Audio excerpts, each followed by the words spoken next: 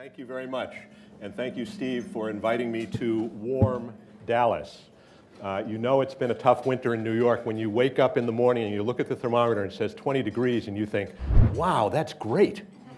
And that's the kind of winter it's been. So I'm very happy to be here. I'm also happy to be here because this is really, to me, the epicenter of what's going on in the US economy today.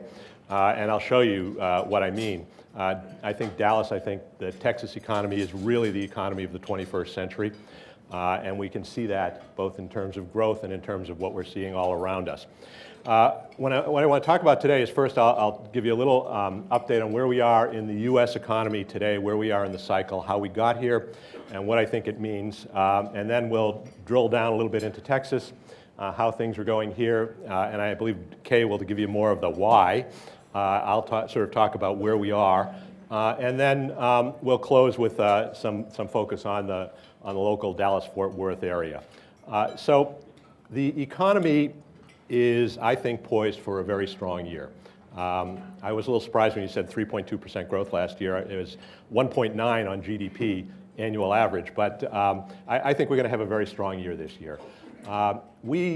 Every economic recovery has a period in it when growth is really strong, when you grow above trend. When the economy begins to grow, it grows slowly at first coming out of recession, and then a switch goes on at some point. Businesses change their attitude. They start taking risk again. I like to refer to it as businesses stop worrying about holding down costs and start worrying about losing sales. When that happens, hiring begins to accelerate and the economy begins to take off. We were almost there in 2011. And I think we were very close. I think the economy was just poised to start growing again. And then 2011, we had a lot of things happen. We had the Eurozone go back into recession as the debt crisis reemerged. We had US debt ceiling debate. And we had the Dodd-Frank law passed, which was passed, but no one bothered to figure out what it meant. And we've really, since that was mid-2011, so in the 2.5 years since then, we've been working through the issues caused by that uncertainty that was created at the beginning of the mid-2011. I think we're finally at the point where we've worked it all out. So we had, after the debt ceiling debate, we had the election. After the election, we had the fiscal cliff. After the fiscal cliff, we had sequestration. After sequestration, we had partial government shutdown. So we've had on and on and on this series of events which has kept businesses cautious. But while all this uncertainty coming largely out of Washington has been happening, there have been a lot of good things happening in the economy in the private sector. And I think those things are the things that are going to help us as we go forward. So what's been happening? First of all, the energy and technology sectors have been growing strongly. If you look around the US today, two of the strongest sectors of the economy are energy and technology. So where's the strongest growth? It's in Texas. It's in North Dakota. It's in San Francisco. It's in Boston. The cities that have either energy or technology really sort of broadly defined as creative industries. It includes a lot of things. Those industries have continued to grow and grow rapidly. At the same time, households have been paying down debt. So consumers in the US are in a much better financial position than they have been in since we started counting. If you look at debt service ratios, that's interest and principal payments as a percent of after-tax income, today they are the lowest they have been at the household level since the early 1980s. So consumers paid down a lot of debt. They're in much better shape financially. Businesses are in much better shape financially. Corporate profits today are up 100% from the bottom. They are at record levels. There is plenty of capital and plenty of cash out there for businesses to hire. They're just still not quite there where they want to start to hire because they're more worried about losing sales, but they're getting there. In addition, the global environment has improved. So in 2011, Europe went into a recession. In 2013, they finally came out, and they're growing again. So we're starting to see growth. I mean, they had the strongest growth in several years in the fourth quarter of 2013, and the numbers for 2014 are looking a little better. So the European region is coming out of recession, so the global environment is improving. So all of this stuff has been going on. Households are are definitely experiencing pent-up demand. I think last year I mentioned my wife wanted a new refrigerator. I kept telling her no, right? Well, we bought it, okay, because at some point you have to. At some point you can no longer put off, you have to put off or repair that durable good, you have to replace it. And more households that's happening. So we saw auto sales in 2013 were at the highest level since 2007. So all of this good stuff has been going on underneath, and what's happened is it's all been held back by this uncertainty about things like what's going on with the budget deficit, who's going to be running the country, what are the regulations going to be. All these issues have caused businesses to remain cautious. Finally, we seem to be working those out. Now, we have a budget, the debt ceiling's been passed, we have Dodd-Frank regulations, so the banks and the financial services firms know what they're going to be operating in. You may not like it, but at least if you know, you can make decisions, right? So we've got an environment that's much more certain, and because of that, I think we're now poised to see much stronger growth. So as we look forward into 2014, I think the key thing we're going to see is an acceleration of growth. Now, having said all that, of course, what happened? Everyone was sort of figuring 14 would be a much better year, and definitely at the end of last year, there was a lot more optimism than there has been in a while. And then we come into 2014, and what happens? The first sets of numbers we get, first of all, China looks like it's slowing down. US economic employment growth starts to slow down. What's going on? Well, what's going on is what I referred to at the beginning of this talk, the weather. There's no question the weather has impacted the economic statistics over the past couple months. But I think once we get through it, that what we're going to see is a much stronger economy. Instead of growing at about 2%, which is where we've been for the past 4.5 years. This recovery, believe it or not, began in June of 2009. It's now 4.5 years old. Doesn't feel like it, does it? But it has been growing for 4.5 years. The reason it doesn't feel like it, one reason, is because there are still fewer people working in the US today than there were at the beginning of the recession in January of 2008. So we haven't yet recovered fully all the jobs that were lost. And the reason we haven't fully recovered all the jobs that were lost is because the economy has been growing so slowly.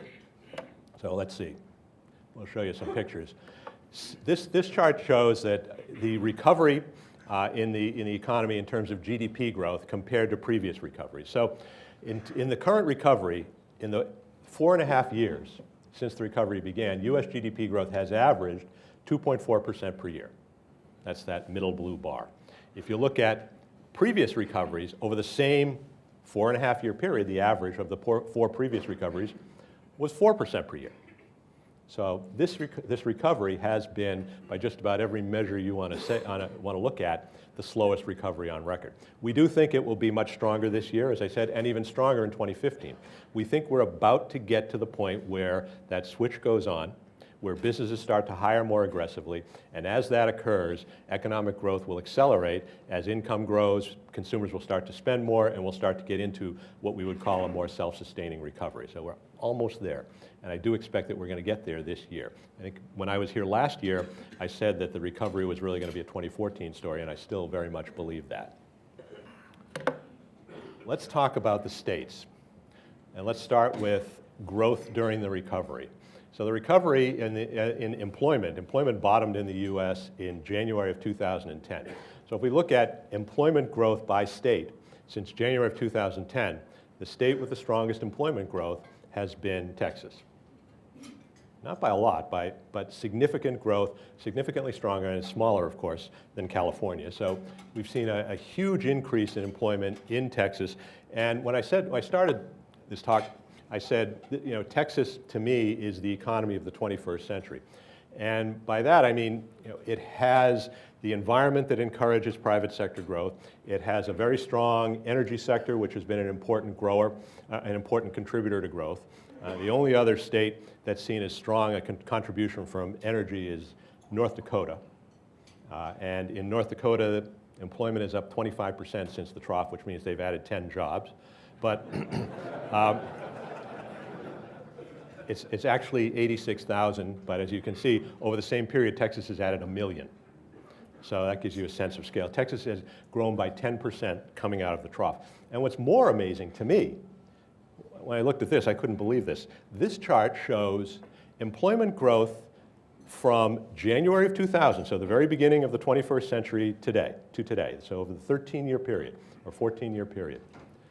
1/3 of all the jobs created in the United States over that period have been created in Texas. All right? The next 4 states combined have not added as many jobs as were added in this state over the last 13 years. It's a remarkable performance. And I think you all deserve credit for that. And I think it speaks a lot to what creates jobs, what creates economic activity is an environment similar to what we have in this state. And it's not just the energy sector, although that's important. It's also technology. Places like Austin are extremely strong. It's also having a diversified economy that supports all of these growth industries as well. So it's more than just one industry that's doing this. It's an entire region that has the environment that supports business development, has an environment that supports the formation of new businesses, and also has an environment that supports growth in the existing businesses. So let's talk a little bit about Dallas. If we look at Dallas specifically, the economy here has grown about twice as fast as the rest of the country. So we've been, since the bottom, employment here is up about 10%, a little over 10%, whereas the rest of the country is up about 6% or so. So we're still, nationally we're still struggling. In Dallas we've already fully recovered and we're in full growth mode here.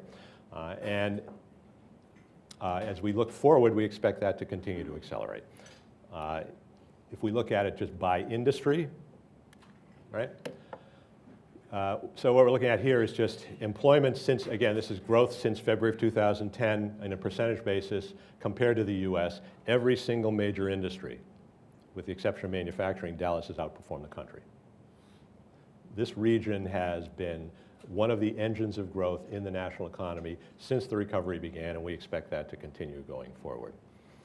We think that the global economy is set up for strong growth. The US is set up for stronger growth this year, and as that happens, we expect to see this region and the Dallas economy grow even more strongly. So overall, we're looking at an environment where we think this region will continue to perform as well as or better than just about any place else in the country. Looking forward a little bit, what we're taking here is just employment growth by metro area. This is a forecast out to 2018. So in terms of number of jobs, you may recall Dallas has added about 300,000 jobs since the recovery began. We're adding, we think, another 400,000 jobs over the next 4 years. It is going to be the strongest city in the state, but every city in the state is going to do fairly well. If you look at it on a percentage basis, Austin, because it's a smaller economy, will grow a little bit more rapidly. But overall, we're looking at the Texas, Dallas-Fort Worth and the Texas region as being, continuing to be the engine of growth for the US economy over the next several years. We're looking at we think a US economy that's about to take off. We think Dallas has already taken off. And will continue to lead growth across the U.S. over the next several years. And as that occurs, we expect to see continued improvement in the local economy and also in the local real estate market, quite frankly. So that's it for my prepared remarks. I'm happy to, we're going to take questions at the end. But overall, I think that we're looking at a U.S. economic growth next year that's likely to be significantly stronger than what we've seen. Households are going to start spending. As they do, businesses are going to start hiring. As businesses start hiring more aggressively, income growth will accelerate. As income growth accelerates, we'll start to see stronger consumer spending growth, and we'll get into a self-sustaining economic cycle. The uncertainty has finally diminished, and as that's occurring, we're set up for a strong growth period. That's it.